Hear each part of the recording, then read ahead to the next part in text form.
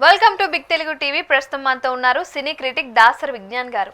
సరే, betting apps ఈ మధ్య కాలంలో ప్రమోట్ చేయలేదు కాబట్టి అన్వేష్ క్వశ్చన్ చేయకూడదు, కరెక్ట్గానే ఉంది. మరి గవర్నమెంట్ ఎందుకు ఎప్పటి నుంచో బెట్టింగ్ యాప్స్ని ప్రమోట్ చేసి వాళ్ళు కూడా ఒక పీరియడ్ ఆఫ్ టైం ఉంటుంది, ఆ టైంకి ఆపేసే ఉంటారు కదా. ఈ లాస్ట్ 6 months లేకపోతే 1 yearలో చేసిన వాళ్ళకి మాత్రమే నోటీసులు ఇవ్వచ్చు కదా, అందరికీ ఎందుకు ఇచ్చింది?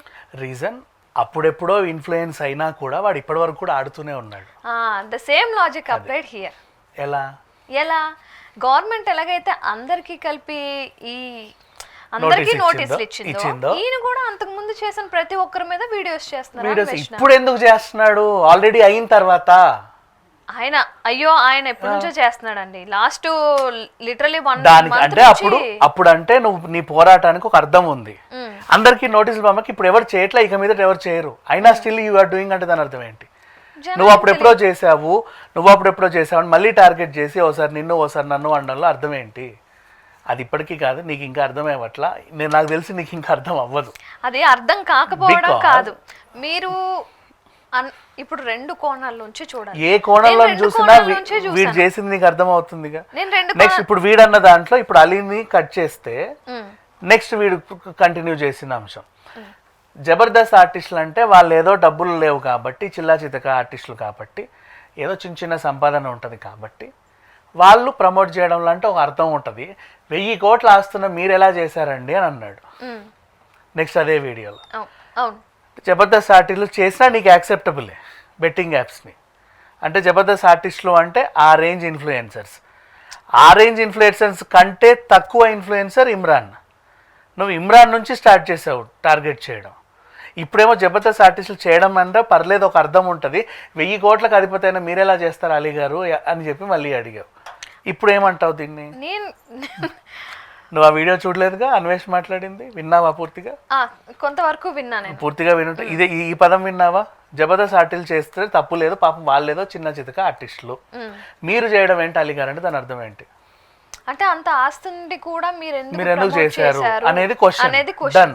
వీళ్ళు చేసినా తప్పు లేదు అంటే వాళ్ళకి డబ్బులు లేవు కాబట్టి చేశారు. అవును, మరి పాపం భయ్యా సన్నీ యాదవ్ కి కూడా వాళ్ళకు డబ్బులు లేకే చేశారుగా. మరి అప్పుడు ఎలా యాక్సెప్ట్ చేస్తున్నావు? వాళ్ళని ఎలా క్వశ్చన్ చేశావు? నేను యాక్సెప్ట్ చేస్తాను ఈ లాజిక్ ని. దెన్ అంటే ఇప్పుడు ఇక్కడ యాక్సెప్ట్ చేస్తున్నావు, ఇక్కడ యాక్సెప్ట్ చేయను కాదు, వీడి మెంటాలిటీ అలాంటిది కాబట్టి అలీని టార్గెట్ చేశాడు. కరెక్ట్ రంజాన్ సీజన్ లో ఒక రోజు ముందు వీడు టార్గెట్ చేయాలంటే ప్రకాష్ రాజ్ని కాదు, రానాని కూడా టార్గెట్ చేయొచ్చు. ఇక్కడ మైలేజ్ రాదు నీకు, ఎవరినైనా టార్గెట్ చేయొచ్చు, నీకు మైలేజ్ రాదు. కరెక్ట్ సీజన్లో అలీని టార్గెట్ చేస్తేనే నీకు విపరీతమైన మైలేజ్ వస్తుంది. అందుకని చెప్పి వీడు కావాలని చేసిన ఇన్సిడెంట్ ఇది. అది అర్థమైంది కాబట్టి నేను ఇంతలా చెప్తున్నా. అదే పాజిటివ్స్ నెగిటివ్స్ నాన్ వేషనం అనే వీడి విషయంలో పాజిటివ్ అనేది ఇంచు కూడా లేదు. వీడనే వాడే ప్రమాదం దేశానికి. వీడికి తెలుసా, ఎవడైతే మంచి చేస్తాడో వాడు వీడికి నీచుడులా కనబడే అంతటి నీచుడు వీడు. నాన్ వేష్ అనేవాడే దేశద్రోహి. ఇంకా సింపుల్గా చెప్పాలంటే వీడికంటూ ఇంచు కామన్ సెన్స్ కూడా లేదు. మనుషుల్ని ఎలా వాడుకోవాలో తెలుసు, హెల్ప్ చేసే వాళ్ళని ఎలా చూడాలో వీడికి తెలియదు. మిగతా వాళ్ళని, వీడితో పాటున్న మిగతా వాళ్ళందరినీ డల్ చేసి మనం ఎదిగే ఒక టైప్ ఆఫ్ క్రూరమైన మెంటాలిటీ ఉన్న నీచుడు వీడు. ఇంకా చెప్పాలి అంటే ఇట్లాంటి నీచుడు గురించి ఇంతసేపు మాట్లాడుకున్నాను చూడు. నేనెందుకు మాట్లాడుతానంటే నీలాగా అర్థం చేసుకునే తలకాయలు కూడా ఒక 4-5 ఉంటాయి కదా, అట్లీస్ట్ వాళ్ళన్నా తెలుసుకుంటారని నేను ఇంతసేపు. అలాంటి తలకాయ అంటున్నారు కాబట్టి నేను చెప్తున్నాను. అన్వేష్ అంటే మీరు కంప్లీట్ గా నెగిటివ్ గా మాట్లాడుతున్నారు కాబట్టి నేను చెప్తున్నాను. ఆయన ఈ వీడియోస్ నాకేం పగలేదు వాడి పైన, చెప్పిందండి. వ్యూస్ పెంచుకుంటున్నాడు, ఈ రంజాన్ సీజన్ లో ముస్లింలు టార్గెట్ చేస్తున్నాడు, ఇదంతా పక్కన పెడితే ఇది ఒక కోణం ఉంది. ఆడవాళ్ళని కొంచెం బూతులు తిడుతూ మాట్లాడుతున్నాడు, అది తప్పే, నేను అది యాక్సెప్ట్ చేస్తాను. కానీ ఆన్ ద అదర్ హ్యాండ్ తీసుకుంటే చాలా మందికి బెట్టింగ్ యాప్స్ మంచివి కాదు అని తెలిసింది.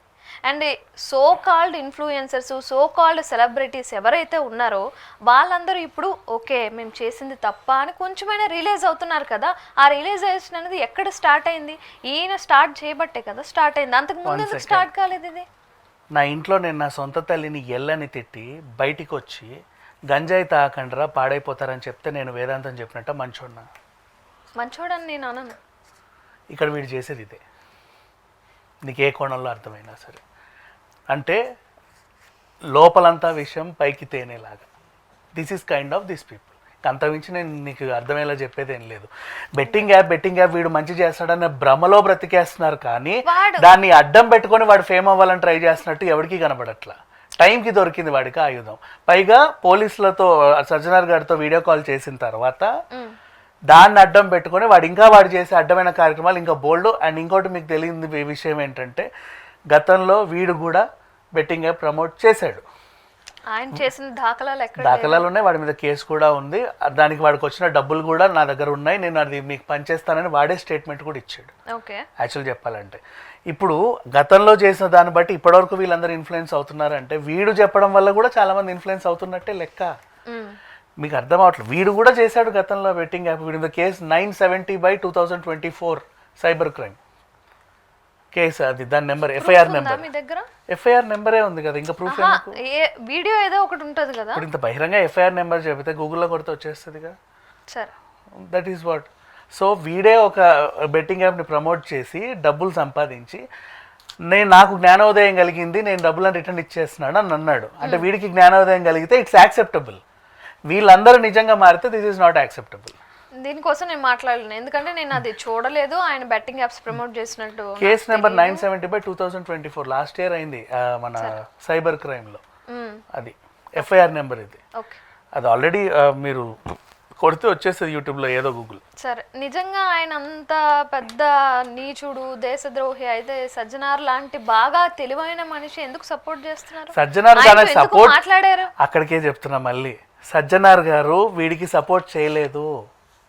ఆయనతో ఎందుకు మాట్లాడారు? పోనీ ఇప్పుడు నాకు ఇన్ఫర్మేషన్ కావాలంటే నేను ఇంకో క్రిమినల్ దగ్గర కూడా తీసుకోవచ్చు, తప్పులేదు. పోలీసులకు ఇన్ఫర్మేషన్ కావాలంటే ఎవరి దగ్గర నుంచి అయినా తీసుకుంటారు. అంటే వాళ్ళకి దొరకని ఇన్ఫర్మేషన్ ఇన్ కేస్ ఈజీ అయింది కదా. ఇప్పుడు వీడికి ఒకరికి ఫోన్ చేస్తే వీడు 4 అడ్రస్లు ఇచ్చాడు, ఈజీయే కదా. అంటే వాళ్ళు తలుచుకుంటే ఇది ఇంకా తలుచుకునేంత వరకు వెళ్ళకుండా ఇది this is simple then that కదా. ఇప్పుడు 4 కానిస్టేబుల్ కూర్చొని ఒక 4 రోజులు పనిచేయాలి, దాని బదులు వీడు 4 నిమిషాల్లో ఇచ్చేసాడు ఇన్ఫర్మేషన్, ఇనఫ్ కదా. అండ్ వీడు తవ్వి తీరా అని చెప్తే వీడు ఇంకా ఫ్రీగా పనిచేసి పెట్టాడు. అందరి వీడియోలు చూసి తవ్వి ఇంత ఇన్ఫర్మేషన్ ఇచ్చేసాడు. పోలీసులకు కావాలంటే ఎవరి దగ్గర నుంచి, క్రిమినల్ దగ్గర నుంచైనా ఇన్ఫర్మేషన్ తీసుకుంటాడు. అలానే ఆ క్రిమినల్ మంచోడు కాదు కదా, ఆ మాట నేను అన్ను. ఆ కోణంలో వీడు. ఓకే, చూద్దాం. మీరు చెప్పినట్టు నిజంగా అన్వేష్ దేశద్రోహి, వాడు దేశద్రోహే, నేను చెప్పినట్టు కాకుండా చూద్దాం. వాడు దేశద్రోహి నిజంగా అందరి మీద కామెంట్స్ చేసి ఆయన ఏదో ఒక రోజు మీరు చెప్పినట్టు దేశద్రోహి అయితే ఆయన జైలుకి వెళ్తాడు. లేదు ఆయన మంచి కాజ్ కోసమే పోరాడుతున్నట్లయితే. మంచి అనే పదం వాడికి తెలియదుమా. వాడికి మంచి అనే పదం తెలిస్తే చెత్త పేర్లున్న హోటల్స్, రిసార్ట్స్, రెస్టారెంట్స్కి వెళ్ళి జనాలకి ఇంకోటి చెప్పడు. వాడికి బూతు తప్ప ఇంకేమీ తెలియదు. వాడే బూతు, వాడు అసలు మంచిగా. Thank you so much.